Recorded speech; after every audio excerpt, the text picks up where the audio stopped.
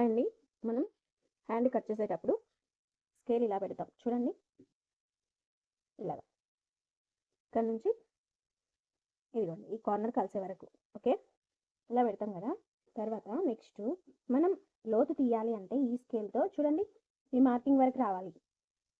Marking వరకు ఇలా వచ్చి ఇదిగోండి ఇక్కడ మాత్రం ఇక్కడ పోకూడదు, ఇది కరెక్ట్గా ఉండాలి. ఇక్కడ ఇలా మనకి ఎంత తక్కువ ఉందనేది తెలిసిపోతుంది చూడండి.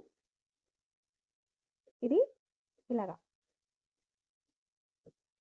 ఇదిగో సేమ్ అలాగే తీసాను, ఆల్రెడీ తీసాను కదా లోతు భాగం, అందుకే మళ్ళీ ఒకసారి మీకు పెట్టి చూపిస్తున్నా. ఓకే, ఇలాగా అప్పుడు మనకి లోతు భాగం ఎంత తీసుకోవాలనేది వస్తుంది అనమాట. ఇది ఆల్రెడీ కట్ చేశాను కదా, మీకు ఈ స్కేల్తో కూడా డౌట్ పోతుందని చెప్పేసి చూపిస్తున్నానండి. ఓకేనా, ఇది మాత్రం ఏం టచ్ చేయొద్దు, ఇక్కడ వరకే పాయింట్. ఓకే, చూసారా కరెక్ట్గా వచ్చింది. మనం తీసినా అలాగే వస్తుంది, అలాగే దీంతో తీసినా అలాగే వస్తుంది అనమాట.